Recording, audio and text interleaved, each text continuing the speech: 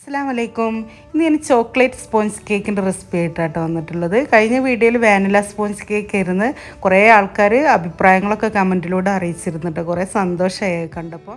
ഈ വീഡിയോക്ക് അതേപോലെ തന്നെ എല്ലാവരും സപ്പോർട്ട് ചെയ്യണേ. അപ്പോൾ നല്ല സോഫ്റ്റ് ആയിട്ടുള്ള സ്പോഞ്ച് കേക്ക് ഓവനൊന്നും ഇല്ലാണ്ട് ഓയിലൊന്നും ചേർക്കാണ്ട് എങ്ങനെയാണ് ഉണ്ടാക്കുന്നത് നോക്കാം.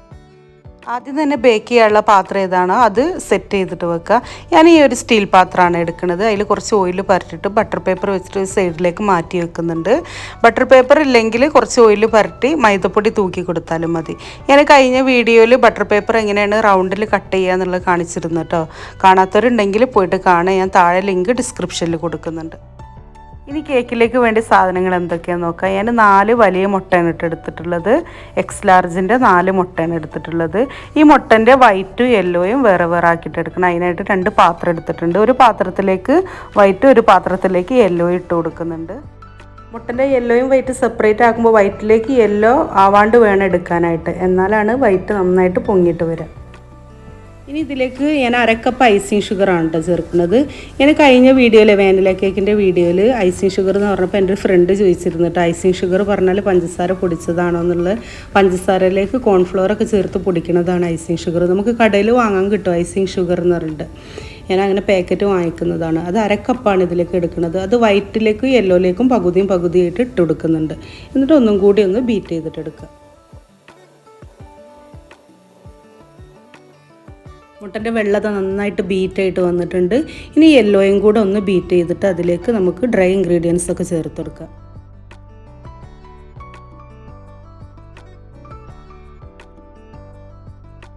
ഇനി നേരത്തെ ബാക്കി വെച്ചിട്ടുള്ള ഐസിങ് ഷുഗർ ഇല്ലേ, അതും കൂടെ ചേർത്തിട്ട് ഒന്ന് ബീറ്റ് ചെയ്തിട്ട് കൊടുക്കാം. അതിൽ ഓരോരുത്തരുടെ ഇഷ്ടത്തിനനുസരിച്ചിട്ട് ചേർത്ത് കൊടുക്കുക കേട്ടോ. നമ്മളിനിയിപ്പോൾ കേക്ക് ഐസിങ് ഒക്കെ ചെയ്യുമ്പോൾ ഷുഗർ സിറപ്പൊക്കെ ചേർത്താൽ നല്ല മധുരം ഉണ്ടാവും കേക്ക്. അപ്പോൾ അത്ര പഞ്ചസാരൊക്കെ മതി. പിന്നെ ഇതിലേക്ക് 1 ടീസ്പൂൺ ബേക്കിംഗ് പൗഡർ ചേർത്ത് കൊടുക്കുന്നുണ്ട്. ശ്രദ്ധിക്കുക, ബേക്കിംഗ് സോഡ അല്ല കേട്ടോ, ബേക്കിംഗ് പൗഡറാണ്. പിന്നെ മുട്ടൻ്റെ ചുവക്കെ മാറാൻ വേണ്ടിയിട്ട് വാനില എസൻസ് 1 ടീസ്പൂണും കൂടെ ചേർത്ത് കൊടുക്കുന്നുണ്ട്. പിന്നെ ഒരു നുള്ളു ഉപ്പ് മധുരം ബാലൻസ് ചെയ്യാൻ വേണ്ടിയിട്ട് ഇതും കൂടെ ചേർത്തിട്ട് ഒന്ന് ബീറ്റ് ചെയ്തിട്ട് കൊടുക്കുക.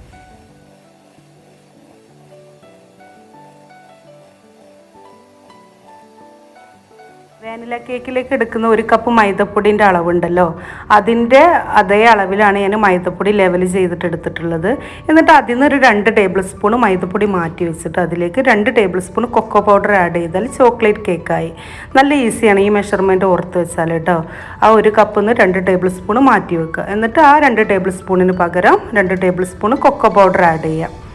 അപ്പോൾ ഈ ഫ്ലേവർ മതി, ഇത്ര മതി കൊക്കോ പൗഡർ 2 ടേബിൾ സ്പൂൺ. അപ്പോൾ കറക്റ്റ് ഫ്ലേവറായിട്ട് കയ്പൊന്നും ഇല്ലാണ്ട് നല്ല കളറായിട്ട് കിട്ടും. കേക്കിന് എപ്പോഴും മൈദപ്പൊടിയും കൊക്കോ പൗഡറൊക്കെ 2-3 പ്രാവശ്യമെങ്കിലും അരിച്ചിട്ടെടുക്കുക കേട്ടോ. എത്രത്തോളം അരിക്കാൻ പറ്റുക അത്ര തന്നെ അരിച്ചിട്ടെടുക്കുക. ഞാനിപ്പോൾ അത് 1 പ്രാവശ്യം അരിക്കുമ്പോൾ തന്നെ ഇതിൽ കാണിച്ചിട്ട് നല്ലപോലെ കൊക്കോ പൗഡറിൽ നല്ല തരി ഉണ്ടായിരുന്നു. അപ്പോൾ 2-3 പ്രാവശ്യം അരിച്ചെടുക്കുമ്പോൾ കേക്ക് നമുക്ക് മിക്സ് ചെയ്യുമ്പോഴും സുഖം ഉണ്ടാകും. കേക്ക് നന്നായിട്ട് പൊങ്ങി വരാനും അത് സഹായിക്കും. കണ്ടില്ലേ, മൈദപ്പൊടിയിൽ ഇത്ര തരി ഉണ്ടാവില്ല, കൊക്കോ പൗഡറിൽ നല്ല തരി ഉണ്ടായിരുന്നു. ഇനി നമുക്കിതിനെ വേറെ ബൗളിലേക്ക് മാറ്റിയിട്ട് ഈ മൈദപ്പൊടിയും കൊക്കോ പൗഡറൊക്കെ മുട്ടയിലേക്ക് മിക്സ് ചെയ്തിട്ട് കൊടുക്കാം.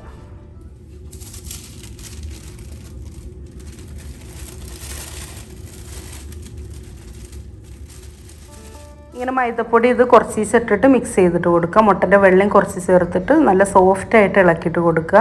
ഒരു സൈഡിലേക്ക് മാത്രം ഇളക്കാൻ നോക്കുക. മുട്ടൻ്റെ വെള്ളം ചേർത്ത് കഴിഞ്ഞാൽ പിന്നെ റൗണ്ടിൽ ഇളക്കിയിട്ട് കൊടുക്കരുത്, ഒരു സൈഡിലേക്ക് മാത്രമായിട്ട് ഇളക്കി കൊടുക്കാൻ നോക്കുക. ഇനി വിസ്കോ ബീറ്ററോ ഒന്നും വേണ്ട കേട്ടോ, കയ്യിലോ സ്പൂണോ വെച്ചിട്ട് നല്ല സോഫ്റ്റായിട്ട് ഇളക്കിയിട്ട് കൊടുക്കുക.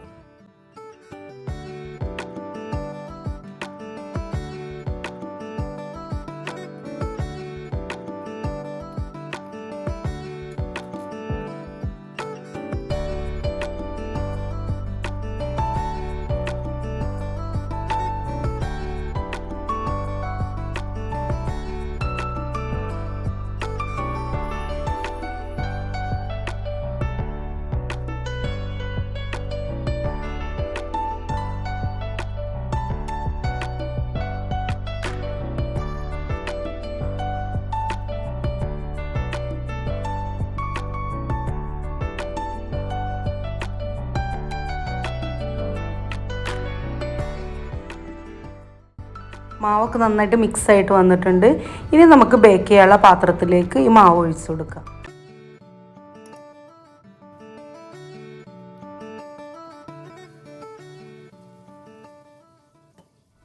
ഒന്ന് ടാപ്പ് ചെയ്ത് കൊടുത്തിട്ട് ഒരു കത്തിയോ അല്ലെങ്കിൽ ടൂത്ത് പിക്കോ എടുത്തിട്ട് ഒരു ലൈൻ ഇങ്ങനെ വരച്ചെടുക്കുക. അതിലത്തെ എയർ ബബിൾസ് പോകാൻ വേണ്ടിയിട്ടാണ്. ഞാൻ ഈ പാത്രത്തിലാണ് ബേക്ക് ചെയ്തിട്ട് എടുക്കുന്നത്. കഴിഞ്ഞ വീഡിയോയിൽ നോൺ സ്റ്റിക്കിൻ്റെ പാത്രത്തിലാണ് ഞാൻ കേക്ക് ബേക്ക് ചെയ്തത്. നോൺ സ്റ്റിക്ക് ഒറ്റക്ക് കിടന്ന് ചൂടാകുമ്പോൾ അത് നല്ലതല്ലല്ലോ നമ്മളെ ശരീരത്തിൽ. അപ്പോൾ നിങ്ങളുടെ അടുത്ത് സ്റ്റീലിൻ്റെ പാത്രം ഉണ്ടെങ്കിൽ അതെടുക്കാൻ നോക്കുക. പിന്നെ പാത്രം ഞാൻ 10 മിനിറ്റ് പ്രീ ഹീറ്റ് ചെയ്ത് വെച്ചിട്ടുണ്ടായിരുന്നു. മീഡിയം ഫ്ലെയിമിൽ വെച്ചിട്ട് നല്ലപോലെ അടച്ച് വെച്ച് ചൂടാക്കി വെച്ചിട്ടുണ്ടായിരുന്നു. അതിലേക്കൊരു മൂടിയോ അല്ലെങ്കിൽ സ്റ്റാൻഡ് ഐറ്റം വെച്ചിട്ട് നമ്മൾ ബേക്ക് ചെയ്യാനുള്ള ടിന്ന് അതിലേക്ക് ഇറക്കി വെച്ചെടുക്കുക. ബേക്ക് ചെയ്യുന്ന പാത്രത്തിൻ്റെ മൂടിക്ക് ഹോളായിട്ടുണ്ടെങ്കിൽ ചെറിയൊരു കഷ്ണം ടിഷ്യൂ പേപ്പറായിട്ട് വെച്ചിട്ട് അടച്ചു കൊടുക്കുക. പിന്നെ കറക്റ്റായിട്ട് നിൽക്കാത്ത മൂടിയാണെങ്കിൽ അലൂമിനിയം ഫോയിൽ വെച്ചിട്ട് അടച്ചാലും മതി. എൻ്റെ അടുപ്പിൽ ഇത് 40-50 മിനിറ്റോളം എടുത്തിട്ടോ ബേക്കായിട്ട് കിട്ടാൻ. ഓരോരുത്തരുടെ അടുപ്പ് അനുസരിച്ചിട്ട് ഇരിക്കും, അത് മാറ്റം ഉണ്ടാവും. ചെറിയ തീയിൽ വേണം ബേക്ക് ചെയ്തെടുക്കാൻ വേണ്ടിയിട്ട്. ഞാൻ 50 മിനിറ്റ് കഴിഞ്ഞ് തുറന്ന് നോക്കിയപ്പോൾ ഏകദേശം ആയിട്ടുണ്ട്. വെന്തിട്ടുണ്ടോ നോക്കാൻ വേണ്ടിയിട്ട് ടൂത്ത് പിക്കോ കത്തിയോ എന്തെങ്കിലും വെച്ചിട്ട് കുത്തി നോക്കുക. ടൂത്ത് പിക്ക് നല്ല ക്ലിയറായിട്ട് വന്നാൽ കേക്ക് റെഡി ആയെന്നർത്ഥം. നല്ല ചൂടോട് കൂടിയിട്ട് ടിന്നിന്ന് മാറ്റിയാൽ നമുക്ക് അത്രയും സുഖമാണ് ഉണ്ടാക്കുക. ഒരു കത്തി വെച്ചിട്ട് സൈഡൊന്നും ഇങ്ങനെ ഇളക്കി കൊടുത്തിട്ട് വേറെ പാത്രത്തിലേക്ക് മാറ്റിയെടുക്കുക.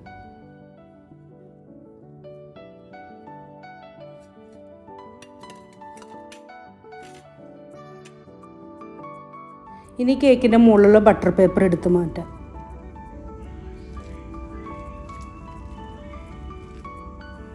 മാഷാ അല്ലാ, കേക്ക് നന്നായിട്ട് പൊങ്ങി വന്നിട്ടുണ്ട്, നല്ല സോഫ്റ്റ് ഉണ്ട്. നമ്മൾ കേക്ക് ഉണ്ടാക്കുമ്പോൾ 2-3 കാര്യങ്ങൾ ശ്രദ്ധിച്ച് കഴിഞ്ഞാൽ നമുക്ക് നല്ല പെർഫെക്റ്റ് ആയിട്ടുള്ള സ്പോഞ്ച് കേക്ക് തന്നെ കിട്ടും.